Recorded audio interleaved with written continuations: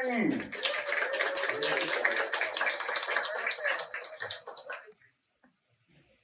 Thank you, everyone. My mic working? Yes. Okay, great. Thank you and welcome. I want to just briefly say thank you to our funders, the San Francisco Arts Commission, the California Arts Council, and Grants for the Arts. I'd also like to give a big thank you to Baruch and to Strut for hosting us here. Also to SOMARTS for hosting us all of our workshops. And also to the Queer Cultural Center, who's our fiscal sponsor and supports us in many, many ways. A special thank you to Juan and Norma, our interpreters, to Robert, our videographer, and also to Giselle, our photographer. We have a whole team supporting us. And I'd also really like to thank you all for coming, because you complete the circle. When one creates art, one wants people to see it, and one especially wants people who are coming with loving hearts to welcome the art, and also to welcome the words of that the artists are going to be sharing with you. So thank you so much for coming tonight. Okay, so this morning I happen to be reading an essay by Stacy Milburn, a disability justice activist, and I came across this sentence, which is, not considering our ancestors is electing to see just a glimpse of who we are. And I was thinking about that all day, and I was thinking about the fact that these artists have spent 6 months really considering ancestors. And I think as a result, they all know more of who they are, but I also think they know more of who we all are. So I'm really excited to hear them talk about their work and their experiences in the Queer Ancestors Project tonight. So they came up with some questions, and I'm going to ask them. And I'm also going to start out by reading, one of our artists wasn't able to attend tonight, Jess. So I'm going to be reading Jess's responses first, okay? So the first question is name, pronoun, and what brought you joy in the program. Okay? So, Jess, it was so great being part of a workshop with so many amazing fellow artists. Prior to QAP, I hadn't really had the opportunity to do art in a class or workshop setting.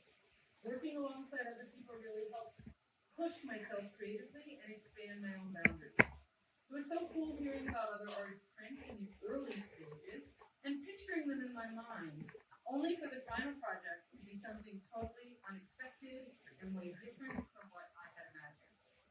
It also encouraged me to try things I hadn't seriously considered with my own art, whether that was double drops with unexpected color combinations, or cutting away a lot of negative space in my lino, or using a much finer tool. So,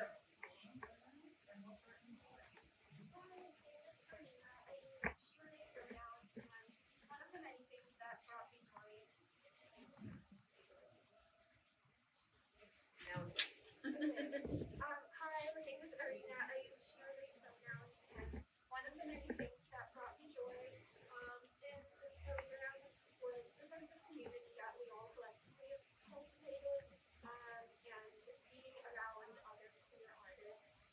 I think was very magical because that hasn't really been my experience in the past, and I really appreciated the chance to express our authentic selves. And get in touch with our ancestors and use art as a medium for cultivating. Hi everyone, hi friends. My name is Krishna. I go by any pronouns. Something that brought me joy in this workshop is a very hard question, and that's because my sister, she says this about me, she's like, you love everything, it's kind of a problem. So I have a list of things to share with you and just really fond memories. I love printing with all my friends. I love making art with them. I loved thinking with them and hearing their thoughts and feeling their emotions and having a safe space to be vulnerable in. I love picking colors with them, even if some of the colors were not my favorite. where like, I still wanted to print with them. Sometimes I ask people to print with me and share a press bed, and that is very special to me personally. I love that we shared snacks and ate them together. I love that Katie makes fantastic bread and working with Katie. And the list really just goes on. I'm so sorry. I'm gonna try and stop myself.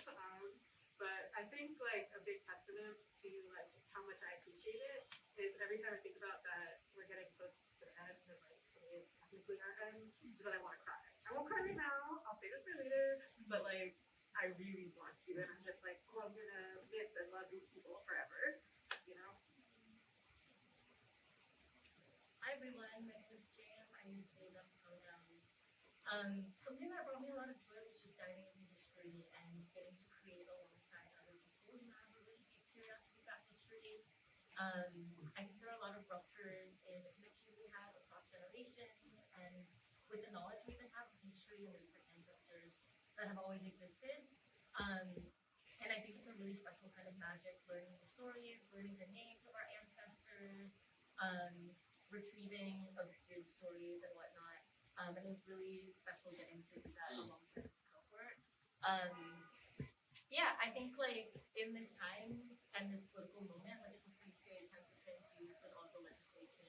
And I think looking towards our elders and our ancestors is very much a well of joy and of magic and of grounding. And I was really grateful to be able to access that in the workshop. Hi everyone, I'm Jasmine. I use they, them, or any pronouns. For me, what brought me joy was really just seeing all of you every single week, being able to print and being able to talk about our prints. That was a really great experience because each time that we talked about each print, the more that I learned about each other. It was really great how our research about ancestors kind of reflects ourselves naturally, and being able to read someone's artist statement or hear someone talk about their print is really to understand more about them. So this workshop has been really great in being closer to all of you all. Hi everyone, my name is Sandy. I use they, she pronouns. As everyone else said, I think the biggest joy is just being part of your community with everybody here, meeting new people and realizing that we all kind of already have connections with each other because the queer community is so small, but it feels really wholesome to expand it. And just to have the consistency of being able to see each other on a weekly basis and accountability for doing art, because I think that's something a lot of us struggle with, just being accountable and having a regular practice. So I think it helped us all really stretch our creativity. I don't think I would have been able to produce what I did without this group of people here. Hi everyone, my name is Clara. I use they, them pronouns. And I would say also very similarly resonating with what folks are saying about being a community with other people through art. I didn't have an art practice prior to starting in the workshop, and I'm also on the older end of the spectrum. So it has brought a lot of joy to be able to lean into vulnerability, and also feeling it's not only a community but a safe space to explore. And I feel every single week I learn so much from everybody here, how they saw art and the process and this overarching concept of queer ancestry. So every aspect of it has been so full of joy, the process, the vulnerability, seeing through other people's eyes too. Hi everyone, I'm Laura. I use they or any pronouns. And I think that just having the routine of seeing my friends every week and being able to develop a supportive artistic friendships with other queer people was something that I never experienced before. And I think this workshop just came to me at a very meaningful time in my life. I'm on the younger side of the spectrum, and I took this workshop during my half semester after graduating, and it just kind of laid the foundation for what I wanted, the environment community that I want to be in as I kind of move forward in life, and I will cherish all these friendships forever. And just it was a beautiful experience, and I love the art I made, and I love the people and their art that they made, and I also love the growth. I feel we started out, even some people that already had they also ended up growing. I know that my work in August is a lot different than my work in January, and I think that's something that I'm very proud of. Hi everybody, my name is Iolande. I use she and they pronouns. One of the things I really loved about being in the studio with everyone was just like learning the printing choreography together, like the kind of like the physical aspects of like turning the wheel on the press and like putting your prints on the press of somebody else's prints. Or like pulling the soaking paper out of the water and hanging it up and like hanging our flags up on the line. Like all of these little, I guess, kind of mundane pieces. The fact that like we were all coming together to do them in the studio and that it is such a physical process was really special and just helped me to be like so present in the studio in a way that like just felt so new and special. Like especially coming out of the pandemic that was like super virtual, where it was like really hard for me to stay present in what I was doing. Just like having a place where I could go every week, where we could all like be together and kind of like pause time for a little bit, and like bring like artworks and ideas to life. It was amazing. So that was one of many joyous aspects of the workshop. Hi everybody, my name is Bailey. I use they them pronouns. Something that was really important to me, and I think it's going to be the same as everything else everybody else has said, is really being able to make queer art with other queer people.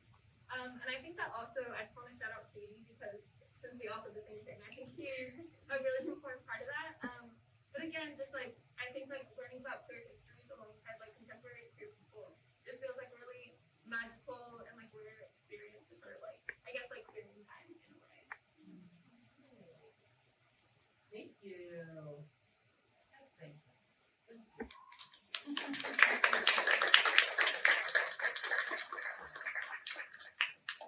So this next question is my very favorite because it always, I find it fascinating when folks talk about one of the different stages of the program. Sometimes they talk about what their motivation was. Sometimes they talk about what it was like to spend time with that ancestor as they were carving. Or they go off in all kinds of directions. But this is one of the, for me, it's always the juiciest part. So the print I'm going to talk about is actually this one here, if you can see it. And it's called When Someone Remembers, and it was inspired by Polygon Allen. So in QAP, all of my prints were inspired by Native lesbian poets. As a Native lesbian poet myself, thank you. And Polygon Allen was like the ancestor I already had in mind when I was going into this, because she is a Native and Lebanese American poet. And I'm also Lebanese American, so I just felt like she like always resonated with me. And this poem in particular that this piece was inspired by is called Some Like Indians Endure. And it's essentially about the ways in which Native culture and lesbian culture have a lot of things in common. Most definitely like the way that they've been impressed by like straight white men. And the piece itself sort of like talks, it goes into detail more so about like how we've all sort of been separated from each other, and how that like wasn't an accident. It was very much intentional to keep us apart, both lesbians and indigenous people. But at the end of the day, we are still connected, and we all still find our ways to each other, like even here, just like in other Native orgs. And also, I like the piece is called "The Moon Remembers" because I love the moon, and I feel like the moon is a very important part of like lesbian culture and Native culture. So I wanted to highlight that as well.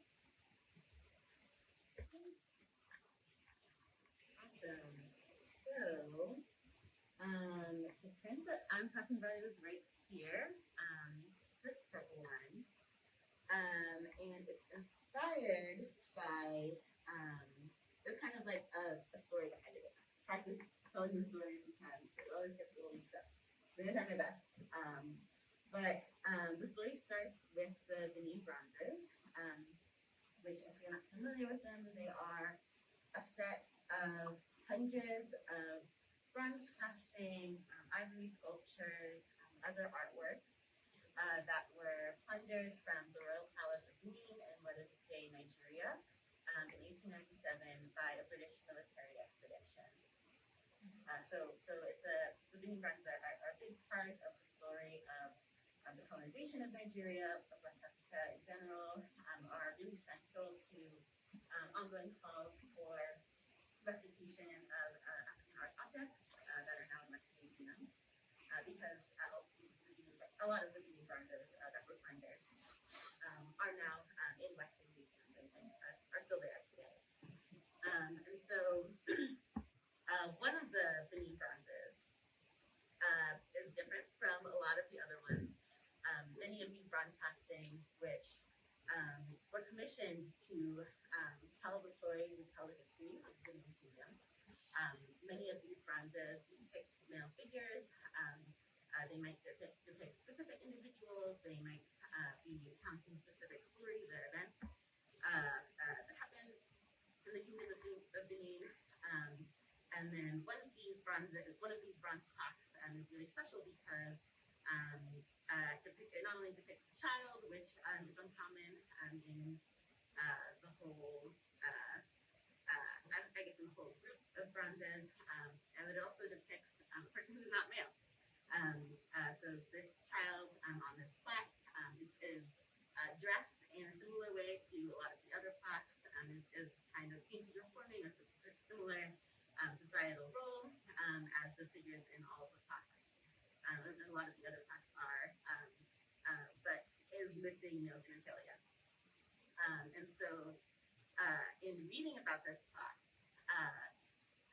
of course, the information that is available about it, that I have access to, is mostly like anthropological and historical accounts, written mainly by white men in like the mid and the late 20th century.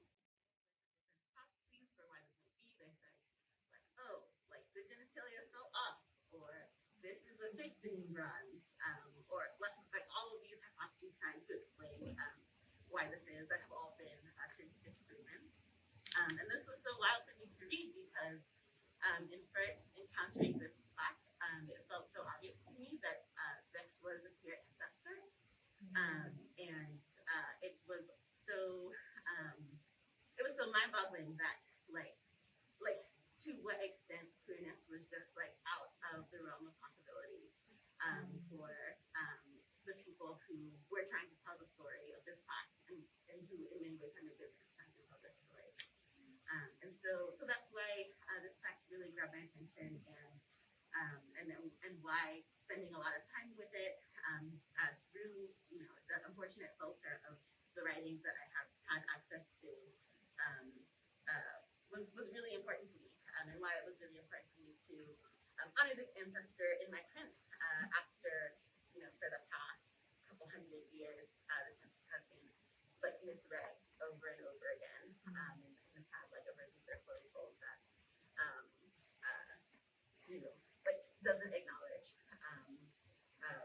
what I believe to be like clear Nigerian history that has been lost due to colonization. So that's what this print is about. That's who is in this print. It's my depiction of this child. What was special to me in putting together this depiction was that in addition to it feeling very obvious that this is a queer ancestor, it felt like their story like mapped in my head onto like a lot of the kinds of fiction that I would read like as a kid and today, where like I imagine this ancestor into like the protagonist of like my favorite YA books, like with like animal sidekicks and like all that kind of thing. So that's what's going on here. In this print, they're like coming out of a portal, having traveled to our time from their time, with a leopard that is in the original plaque. And something else that was really special to me about this print, and that I wanted to share about was it feels to me like something that really embodies like the inspiration that I got from all of my fellow artists throughout the workshop. So like there are so many elements of the print where I was like pulling from what I was seeing other people doing and what I was really inspired by. Jasmine Jasmine made a couple prints that were talking about time traveling, and that really inspired me to think about time traveling and was a part of like my scaffolding for this print. Jess had a really great guesses. First, a match chance print also was looking at time in a way that really interested me. Kirishima had a print where like they had a particular printing technique that I was carding technique that I was looking at that I borrowed to be able to like convey the idea of the portal that I have there. And yeah, those are just a couple examples that I wanted to share and to thank like all of y'all for that inspiration.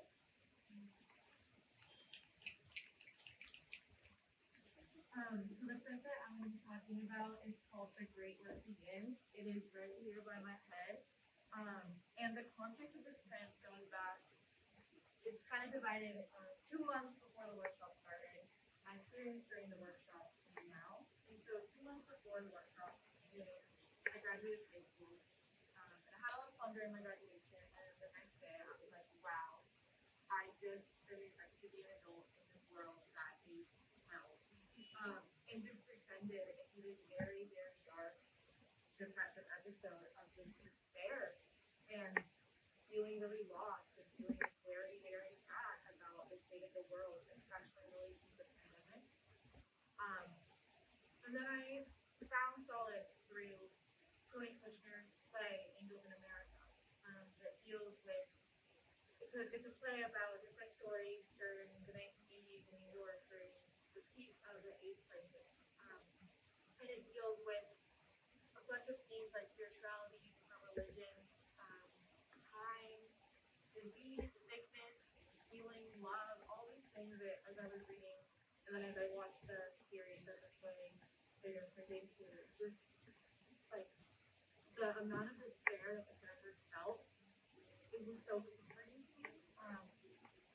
And gave me the first kind of glimpse of hope that I've had in a really long time regarding the pandemic and everything. And there's the last line of the play, the main character Pryor, who is the person that has AIDS, he says, this disease will be the end for many of us, but not nearly all. The dead will not be forgotten. And he says that the great work begins, that we deserve more life. And so that really stuck with me, and I carry it with me because we all deserve more life. And I think especially queer people have always kind of faced situations where our lives are threatened, especially in the face of disease. And so when I entered the workshop, I immediately started thinking about this and thinking about not only the AIDS epidemic as kind of an ancestor in itself, a part of history, where it's like, we've been through this before. Queer people have been through pandemics before. And then I started thinking about, like, who else? Smallpox, cholera, all these things, like, there had to have been queer networks during that time, too, just because they're not in history doesn't mean they didn't exist. And so, for me, kind of, like, just that contrast between despair and hope and, like, grief and health and how they're all not either or, they're just all together, felt just like what I wanted to make art about. And so my actual experience during the printmaking process was really hard because it meant so much to me that I actually like carved out and redid the print like 3 times before I did the end result that I'm very proud of, because it was such a struggle to kind of like figure out what I wanted to do, and each of the flowers represent like different meanings. Like they have the chrysanthemum is up here, and that represents like remembering and forget-me-nots and all these different things that I wanted to symbolize.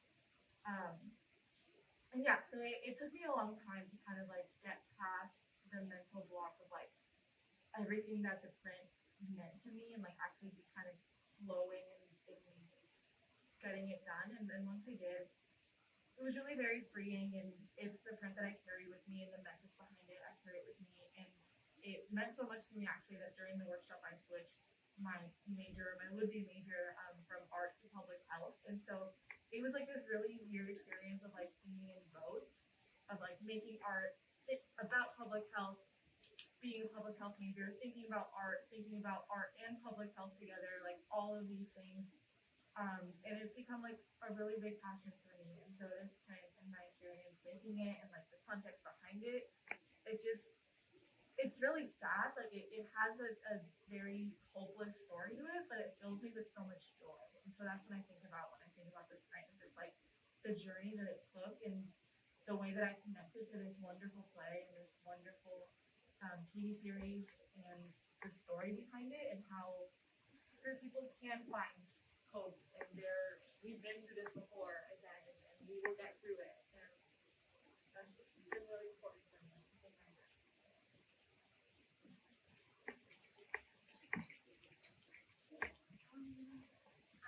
My print is not on this board, but I brought like a representation of it. It's actually on the staircase leading up to the second floor. And I learned how to sew for it. So many iterations and many like processes of learning curves. But I call it my queer papel picado series. And this is like 3 different printing days, because different colors. So I would say that this print series was really significant to me, because when I started the workshop, I was really like grappling with the idea around like feeling disconnected from ancestry in general, but specifically my queer ancestors.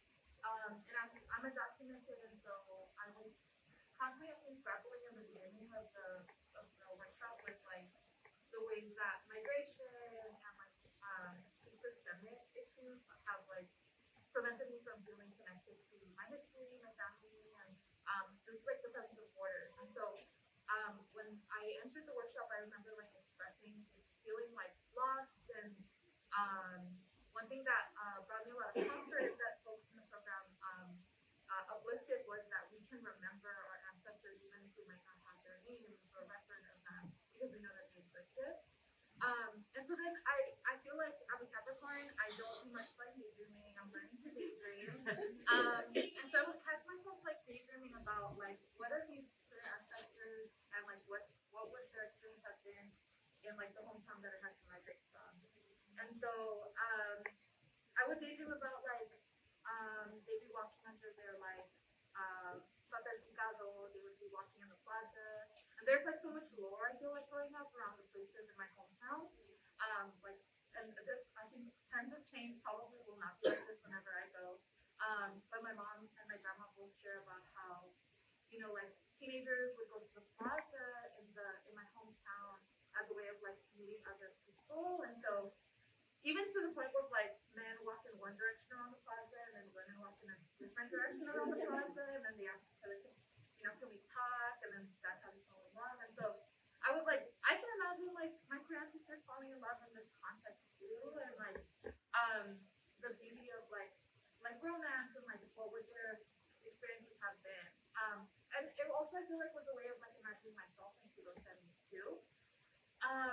So all of these, I feel like, were kind of like trying to like grasp, like how can I celebrate them, how can I remember them, bring them into existence, and also like imagine what they lived, and not just like in an abstract way. So each of them had like different influences. The first one says amor querido, but a play on words, so it's querido, but that was like, oh my god, that's kind of cute.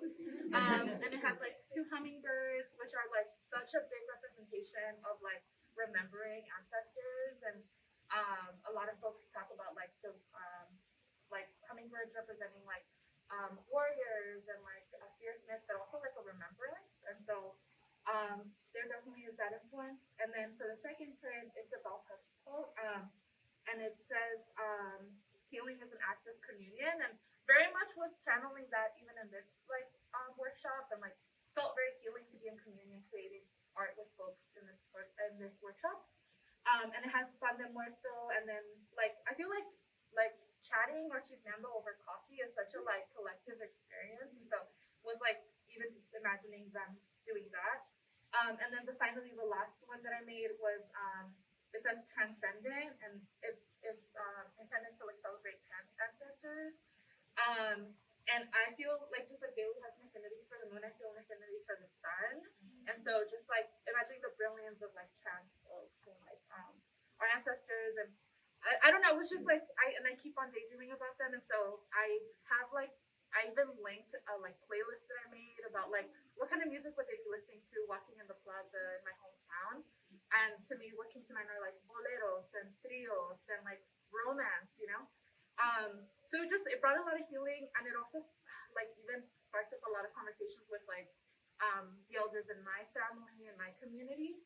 And so I feel very like connected, and I learned how to sew, which I've been telling myself I was gonna learn for years, and so I'm walking away with a skill, you know. On top of that, and I really appreciate the encouragement from Katie, who like saw this spot on the staircase and like was like, hey, how about like we make like some kind of flag where we can like string them up. So yeah, it felt like a beautiful process, and like really even encouraged me to like keep on daydreaming about like ancestors.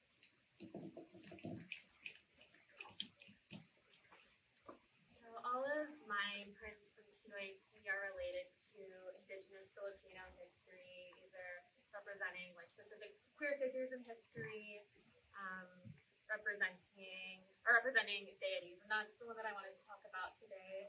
So right here, this Korean one is of a Filipino deity, Tagalog specifically, named Lakapati, and she's the deity of fertility and abundance, and she traditionally has been very revered by people in society. Like people would hold their babies up to the moon, they would offer her rice, and she was just very adored by people and still is by a lot of Filipinos.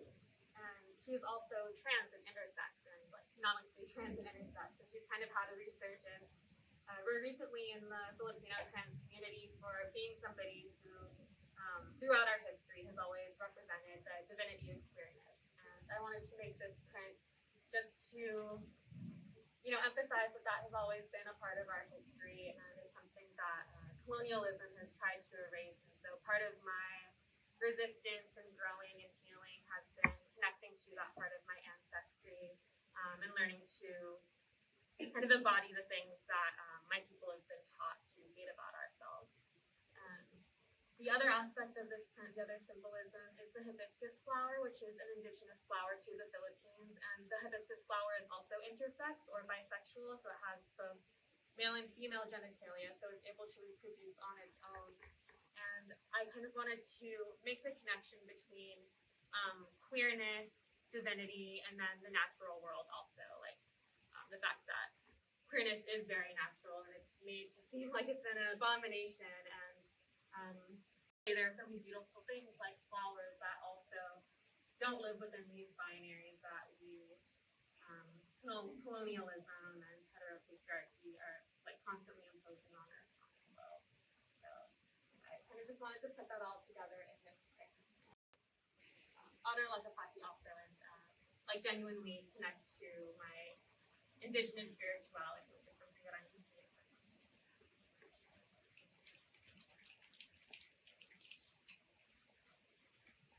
So the print that I'll be talking about today is the portrait of Bernice King.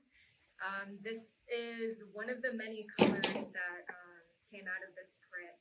It was a double drop, and yeah, so a little bit about Bernice first. Bernice was a Chinese American lesbian painter who grew up in San Francisco, and since I grew up in San Francisco, learning about historical characters like Bernice has been really important in like seeing myself and seeing my future. The line that I start off in my artist statement is Bernice Bing's friends and lovers describe her as tall, imposing, and hella butch. And I think that like learning about butch historical figures has been like really inspiring. Bernice was painting in the beat era of the 1950s North Beach neighborhood in San Francisco. And so she was working with Chinatown Youth. She was one of the like founders of so many arts organizations that are connected to me today. Like she helped found Scrap in Bayview. She helped found the Neighborhood Arts Program, which later became the San Francisco Arts Commission, which funds a lot of our public art today in San Francisco. She also organized with the Asian American Women Artists Association. And yeah, like started so many arts programs, and so it's like for me learning about Bernice's connections to San Francisco made me think about like how radical the beginnings of a lot of these art institutions were at first, and learning to like go back to those roots and to remain radical. Bernice was like into abstract expressionism, and so like during the 50s there weren't a lot of people of color who were painting in abstract expressionism that had the same platform and recognition as like the white abstract expressionists. And like remembering her is like important because she was painting with like more meaning, in my opinion, more meaning and more like in tune with like her spirituality when she painted. She like incorporated Buddhist elements. She also thought a lot about like religion while she painted, and also like Chinese calligraphy. And then like later on in her life, she moved to Philo, which is like a very remote like forest town in California. So I think of her like as the OG cottagecore because she really just like moved out there and like started painting. And like one of the in this documentary by Madeline Lim, one of the people interviewed said that Bernice painted and then she kind of like her paintings melded into the environment around her. And she loved smoking and drinking and partying. So I just like imagined her like my favorite photo is like her smoking on the back of a truck, and it was like so fitting that like she has to be smoking, she has to be painting, and her art has to meld with like the environment around her. And she really like loved nature and thrived in nature. Yeah, so I was like, I need to put all of these things that she likes in a print together, and kind of like honor her in this way.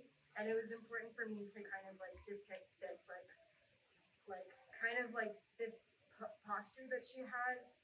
To me is like really important. Like the photos that I have of her are kind of limited. Like some of them are like her in her studio when she was in San Francisco, kind of like lying on the ground, like kind of like really far away from the camera. And the way that like framing, it's like so important for artists. So I wanted her to look really confident, really butch, like people described her in that documentary. I mean, she like wore zoot suits to gallery openings. And so she was, yeah, like really inspiring to me. And yeah, that's my print. Hi again. I'm going to be talking about this print right here. It's called Where's the Ugly in You, after Mia Mingus. For those of you who aren't familiar with Mia Mingus, she is Korean, physically disabled, a transracial adoptee. She's a transformative justice educator and activist. And she wrote a speech in 2011 that really resonated with me and that I've been revisiting multiple times since I discovered it a few years ago. But she talks about ugliness, and she talks about the part of queer and trans legacy that has always been about divesting from desirability politics. She talks about the freak shows of the 1800s that put physically disabled people up for display and visual consumption alongside trans, intersection, and non-conforming people, as well as indigenous people of color. And yeah, I think this really resonates with me in the way she talks about finding pathways to value and worth beyond how appealing and desirable we are. She talks about this in the context of disability justice as well, and bodies that don't have a choice, that have that face the tangible consequences in society of being undesirable in certain ways or not having a choice over certain aspects of presentation, etc. And yeah, I brought in this image of the barnacles as a cluster with the sea snake coiled around it. I think barnacles are kind of a canonically grotesque organism. Sometimes they help the creatures they attach to, sometimes they hinder them, and sometimes they're neutral entities just existing as a part of a whole. And I think that feels like a metaphor for ugliness for me, as something we can tune into the wisdoms of. I think it was also a message to sit with as I was creating, because I made many iterations of this print. And of course there's the impulse to create something beautiful even while making a print about ugliness. And I think something that came up for me as I was creating different iterations of this print was I wasn't always happy with what came out, and I wasn't always feeling positively. And I think in those moments, I really had to grapple with how can I acknowledge this as a deeply worthy piece of art, even if I don't feel positively about it. And so it is a piece that's very personal to me, and I think I grew a lot through the process of making the many iterations of the print. Hi friends, it's Karishma again. I know I said I was only gonna say one thing I was joyful about, or like trying to keep it short, but like they just kept talking about things that we were joyful about, and I just am very joyful tonight that we have all our art together and like setting it up. And I kind of want to mention this print, so I'll say this here, is like I just love that I'm surrounded by my friends' art, and it feels like a little hug. But yeah, I want to talk about my Dykes on Bikes print, which is actually the one on the end. But I would like to kind of share kind of where I started in August. Mara was talking about like throwbacks as well. So this was actually the first one I did. These slugs could be so romantic. And it's very, very teeny. And very cute. Slugs are very romantic. You could watch that video. Very cute, very trans, very beautiful. But then this was the last part I did.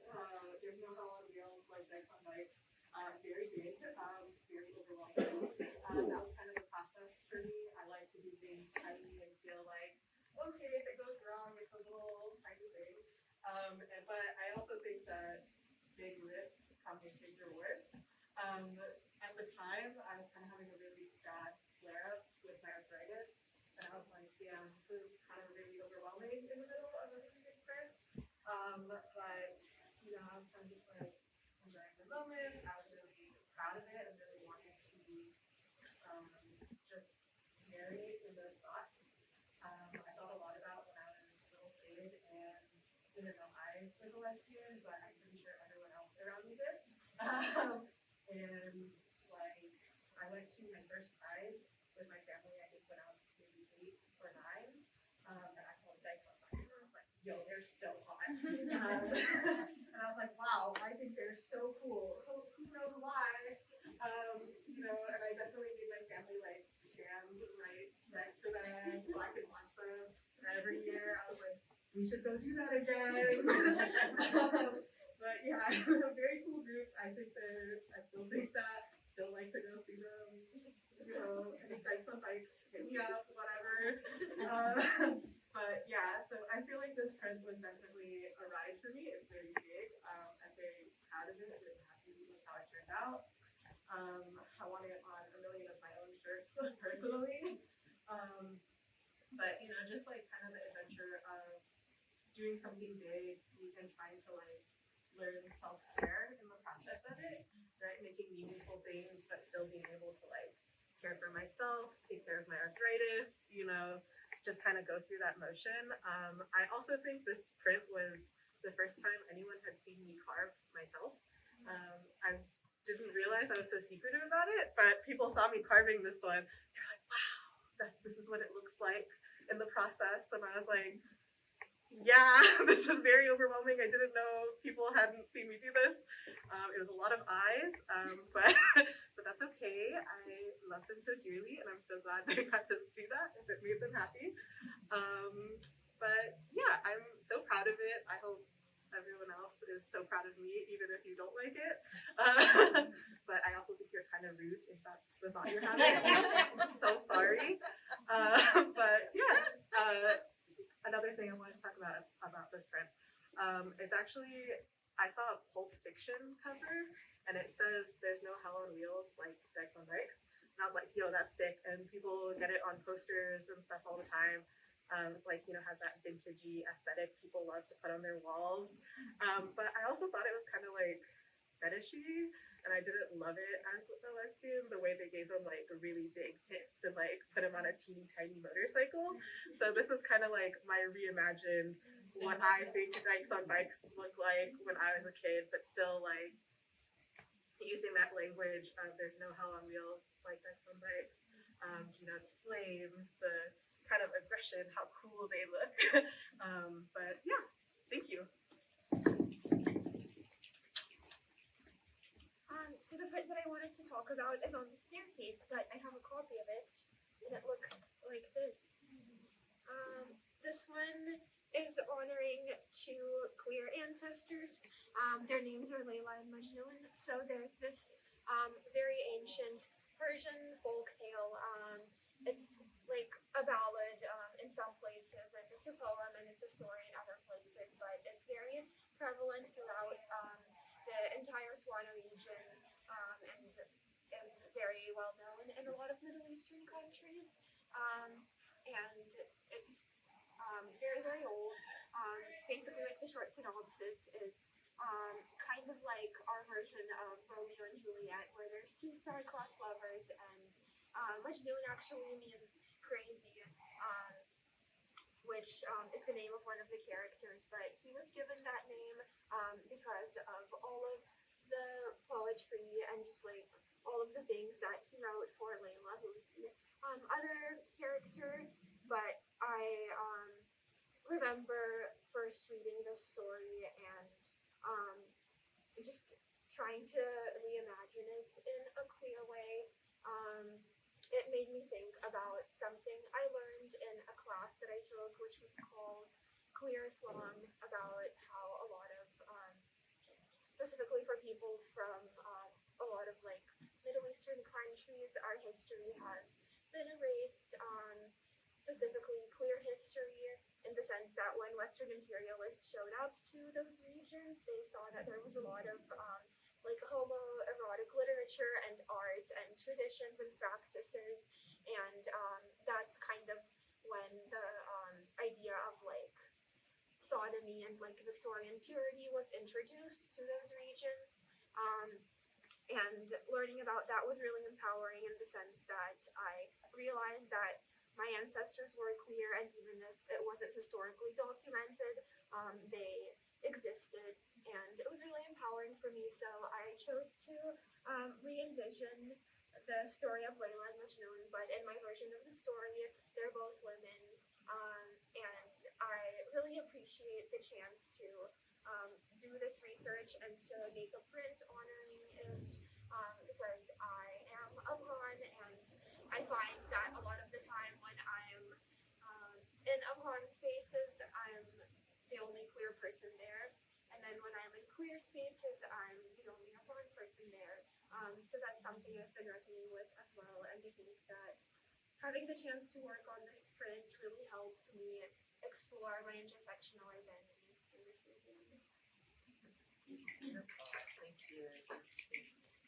And Jess wanted to talk about this amazing print right here, which is called The Altar for My Inner Child. Jess writes, the Altar for My Inner Child piece is one that feels very special to me because so much of my personal growth in the past few years has revolved around unlearning the shame, perfectionism, and self-hatred that I internalized growing up. There were so many times when I struggled to imagine the future in terms of days or weeks, let alone years into the future, or the prospect of living as an actualized queer adult. I wanted to honor my younger self for everything she had to do to survive. The cute plushies are real ones from my childhood that I still have. You can see the little plushies down there. And love this, the cake. There's a luscious looking cake. The cake is a version of a tiramisu from Costco that doesn't exist anymore. I vividly remember eating it for my 8th birthday and wish I could eat it again.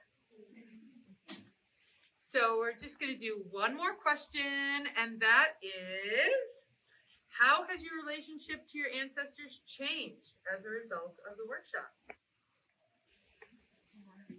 Oh, I'll read Justice now. Thank you. Good idea. Okay, so the workshop has really validated an expansive sense of ancestry for me. I remember being a few years younger and doing a group exercise where we were asked to think of an ancestor or relative to bring with us into the space, and panicking the whole time because I was drawing a blank and felt like there was no one I could responsibly claim. QAP has pushed me to do the research to appreciate where I am now, both as someone who moved to the Bay Area in the last 2 years and is still learning about so much of its rich history, and as someone who has always had familial and intergenerational bonds outside of my biological family that have sustained me. QAP has also encouraged me to think about art itself as a kind of offering that helps bring ancestors into relation, especially when they are no longer here in this world.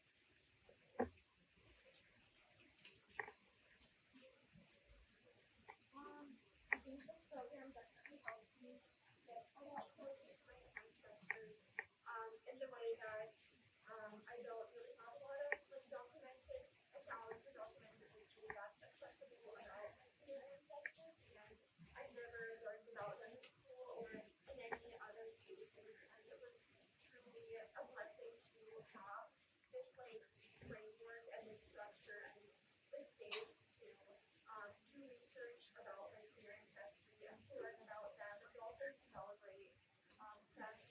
And I don't know, as someone who grew up with a lot of cultural knowledge that was passed down to me, but that was very heteronormative, I really appreciated the chance to connect to my culture and my traditions in a queer way. And overall, it was very empowering and yeah, very grateful for it. Hi friends. Ancestry, great question. I've thought about it a lot during QAP and in many, many different ways. In the like literal textbook kind of definition sense of just people before you, specifically in your lineage, or also, you know, just any traditional capacity, ancestry.com kind of vibes. But I tend to not think of it like that for myself, especially in relation to queer and trans ancestry. But I have found different ways in QAP to kind of resonate with that, specifically transcending time and any specific form I will use to describe it. So I think ancestry in different ways, animals, nature, other people, even if you're not necessarily related to them. If you share an identity, you can have ancestry in someone. You can think of yourself as a future ancestor. Also, imagining ancestors in different capacities has been very helpful to me in the process, and kind of just breaking the notions of what ancestry has historically been taught to me in like childhood, and textbook definitions of that. And I just feel like that has been that is something I'm very grateful for having been able to like learn and break these notions of, so that I can find relations and joy in different ways that are not necessarily traditionally expected of me. Yeah, and I think it has been very helpful to like learn that also through my friends in different ways of that can be experienced or represented through art and Yeah, I think I came into QAP with a pretty expansive and imaginative notion of how I could engage with ancestors. I made prints about my friends and their role in my queer becoming. I made prints about ancient Chinese queer artists and poets. I made prints about Mia Mingus, about myself as an ancestor. And I think opening up the possibility about all that ancestors can be, you know, non-biological, imagined, present, future. Something unexpected that happened for me along the way was I found myself returning to and reflecting on my biological lineages with a kind of softness and openness that I didn't really expect. I think when I think about my own queer becoming, I don't really think of my biological lineages because I think like who is there to look to, you know? But I think in this process of expanding all the possibilities that they can be, I found myself reflecting on my family and the women in my family, and particularly my mom being the second daughter in her family in rural China. I found myself appreciating all the ways that she experienced gender, articulated gender, and found myself reflecting on it in ways that suddenly felt like relevant and foundational to me and the way I experience and articulate my own gender. QAP has, for me, like helped me open up and like think about ancestors in a different way, like not putting them on a pedestal necessarily, but like acknowledging that they're also, they have human qualities, like they have flaws and imperfections like we do. And by realizing that helped me like think about myself as a future ancestor and being able to see myself as one. I think like for the prints that I made in QAP, I did a few on like time travel, on imagining ancestors, imagining myself as an ancestor, and then focusing on like real people who are still alive, who are ancestors to me, and also Bernice. And so thinking about like them as ancestors, it really like it was kind of funny because I was showing Midori around the QAP like exhibition, and she kept saying like, yeah, my wife like keeps on saying like how like just like the way that like she's an ancestor and she's like younger than her wife. And so it's just like this idea that people can be, you know, not that much older than you, or could be like still in your generation and could be a clear ancestor to you. Like this age, like I feel like age doesn't really have like in a way like isn't something that's like stopping someone from becoming an ancestor. At least like in this cohort, like we really kind of like defied that. So I really appreciated that and this new way of like seeing what ancestors are.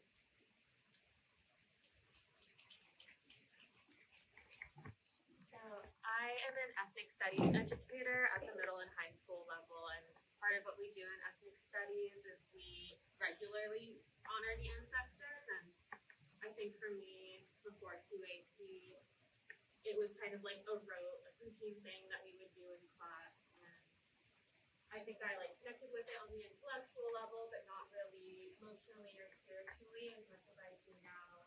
And I think this workshop gave me like a spiritual practice for being able to connect with ancestors, whether they're like biologically related to me, figures who are also Filipino, or people, you know, who have no connection to me at all. Imagine, you know, as everyone's saying, really expanding the definition of what an ancestor could be.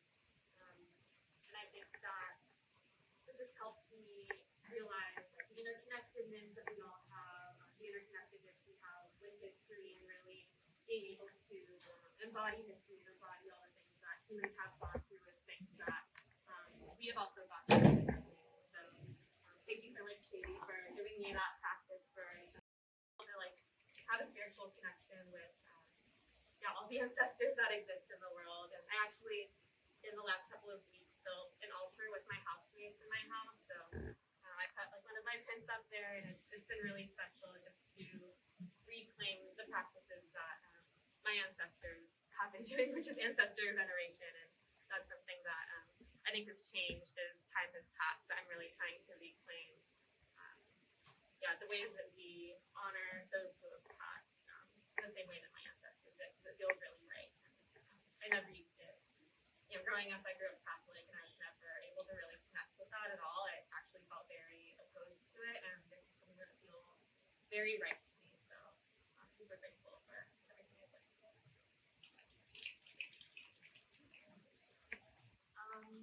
Kind of like I was sharing for my previous answer, I think my connection to ancestors feels like more like it's been probably ever. I think like the practice of like creating the plants was so like introspective. I think I realized fairly early on that I maybe was looking for answers to questions I didn't know I had. I think like I was really grappling with like the impact of migration and like what it made me feel as someone that was like first generation. Like I'm undocumented, but I very much have the privilege of like growing up here, and how that like disconnected me from like my family history and like my like biological ancestors. But yeah, I think like it also expanded my mind in terms of like what we mean by ancestors. I think I was very much like reflecting on like what's my political lineage, like what's my what's like an artistic lineage look like. And yeah, I feel like it also really deeply has like rooted in me like a practice of appreciating those around me. Very much like echoing I think what other folks have said around like seeing the ways in which like my closest friends are going to be incredible ancestors and like giving the flowers right now and not waiting until like after to like reflect or like give them praise or like love up on them. And so to me it's so important like to give people their flowers right now. And it's like a practice that I'm trying to embrace like every day. And yeah, I find myself thinking about like I don't know, these like ancestors that I know existed. I might not have names or like pictures or like direct connections to, but I feel like I'm honoring in a lot of ways the way that I live my life, a way of life that like other folks didn't have the privilege of accessing. And I also like acknowledge that like queerness is like everywhere too. One of my first friends was the Juan Gabriel, like the little tangerine pink one. And I was like, we are actively honoring like queer folks that have existed and just not naming them as queer. And he actually, when he was alive, used to say like, when people would ask him if he was gay, he used to say like, don't ask something you already know the answer to. Like he was like, you know, and that to me is like such. And so one of his songs, for those that are not familiar with his work, is Amor Eterno, and it's a song that's played at like every funeral, every like event where you very much are honoring ancestors. And this is like a queer like person, right? Very gender non-conforming as well. And so I'm like, it's like not only is honoring ancestors very much in the like DNA of like the culture I grew up in, it's also very queer and it's also very like present. And so at every like I love mariachi, so I go see mariachi play. I don't know. They always play this song, and I'm just like, this just feels like a clear expression of love and like honoring ancestry, and to just feel like that's like it's like so present in my life is beautiful. So I think it's space to like be able to like see it and name it, and like now have that lens.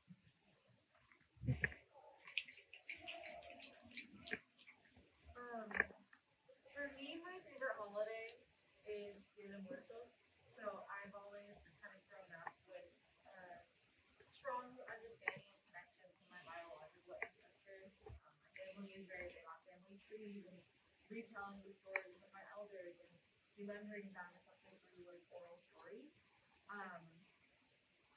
And so I had that part before the workshop pretty strong, and then I came out as queer a couple years ago, and that kind of caused like a mess of rupture because it was a really weird feeling of like I've never felt more authentic in my body and in myself as I do now. But the people that I honor would probably knowing that I am this way, and that was a really like weird and uncomfortable feeling to grapple with. And so then the workshop provided me with ways to move beyond that and see ancestry as something that isn't just like old people that are dead that would probably disagree with you and be like, oh, why do you have like holes on your legs right now? And like, your shirt is too short, or why are you not ladylike? Like, it's like, no, it can be all of these other things. It doesn't have to be something necessarily negative. And so for my different prints, I was able to actually explore like all of the ways in which spirit ancestry shows up for me. Like I explored myself as ancestor in my print downstairs of the ocean. I explored imagined ancestors in my print above, Stargirl, historical ancestors with The Great Work Begins, and chosen family with The Bush Next Door right here. And like all these different ways that just kind of like opened these doors for me and made me realize that ancestors are everywhere. And it's not just like the people that reproduce that led to you. It's not just that felt very like binary, very trapping. It's like it's my friends are my ancestors and I am my ancestor, and my chosen family and the hummingbird I always see on my walk is my ancestor, and the cool historical figure is my ancestor, and everyone is my ancestor, and I am everyone's ancestor. And like seeing that, having that perspective now just makes me feel more connected to everyone and everything in a very, very clear way, which is awesome. So.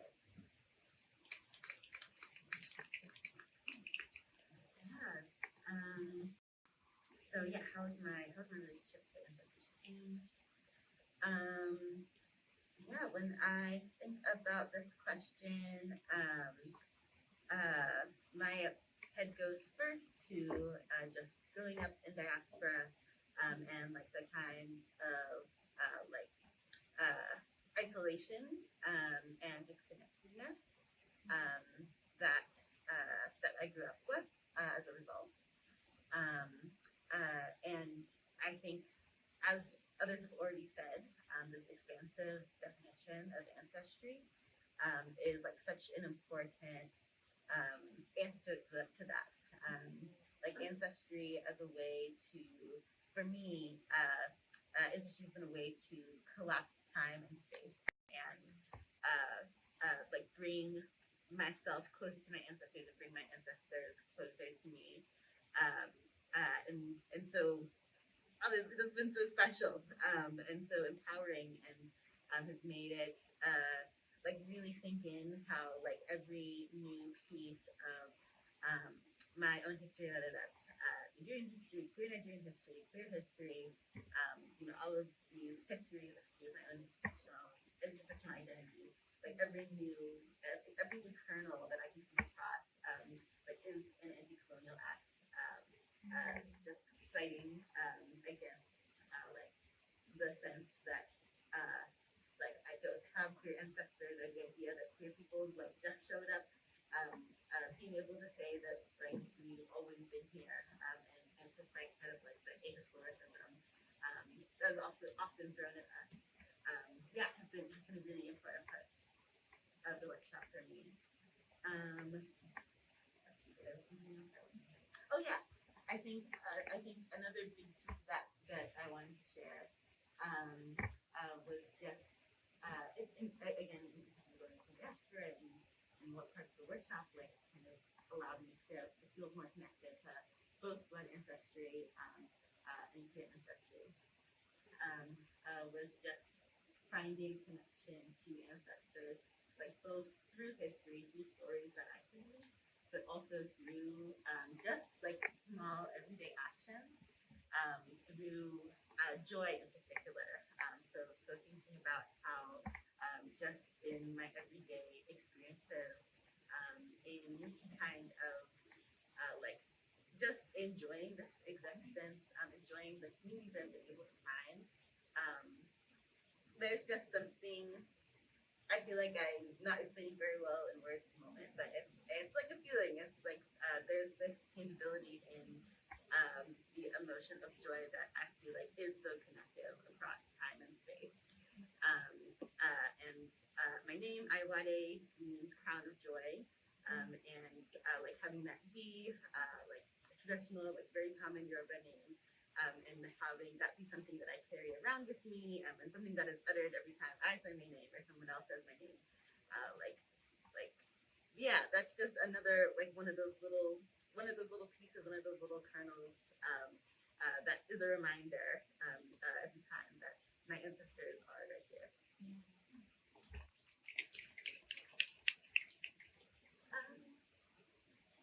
Yeah, so I had the opportunity for like the past few years to study like my queer ancestors in an academic setting, which was really cool, very fun. I was studying like lesbians of color in the 1950s and 1960s. Got to do it for school, very cool. But I think with QAP, it was really exciting and different to just sort of like learn about queer ancestors, just like learn about them, to make art about them. And I'm not gonna lie, like the research process was definitely one of my favorite parts of QAP, just being able to like sit and like have an excuse to like read like lesbian poetry collections, like fantastic way to spend my time. But yeah, just and also I am a writer, both like in an academic setting and also just like as an artist, I prefer to write. And I wanted to get away from that because I'm like writing in English, which is like a colonized language. And so I wanted a way to connect with ancestors that was not in English, that was not in written language, just to sort of expand how I understood my relationship with them. And also, yeah, just like being able to like get away from like colonization and just like have like what felt to me like a more pure connection with their ancestors. Thank you all. Thank you all for sharing so much with us, and thank you for the truly amazing work that you created over the course